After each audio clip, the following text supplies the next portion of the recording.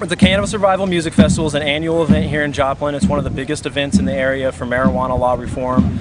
We touch on all aspects of marijuana prohibition: recreational use, medical use, industrial hemp.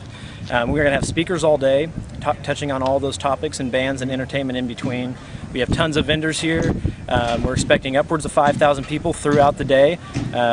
And it's going to be a good time. The basic premise of the event is that nobody should go to jail for marijuana when it's a victimless crime, and it's a far less dangerous substance than alcohol and tobacco, which are already legal for adults to use. So the objective of the event is to inform people about the failures of marijuana prohibition, the ridiculous amount of money that's wasted on arresting and incarcerating individuals that are arrested for their marijuana use, and the money that can be made off that if we were to tax it and regulate it similar to alcohol.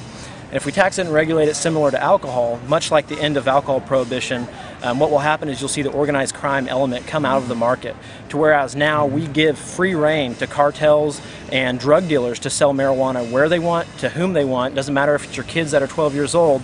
Right now the government's policy allows them to do that. If you walk into a liquor store, you are giving a we card system where you have to show your ID.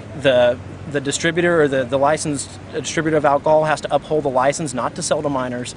And the good situation about that is when these regulated businesses have a dispute in business, they don't shoot each other in the streets like they do in the illicit market, whatever it may be, marijuana, human trafficking. They actually go and settle things in court. So we want to bring this, marijuana is not going away. Over 45 million people admitted to trying marijuana. 45% of people in the United States use marijuana. So the idea is not to add another substance to legal, because it's already here. It's not going away. And arguably, there's more access to marijuana right now than there would be under a regulated system.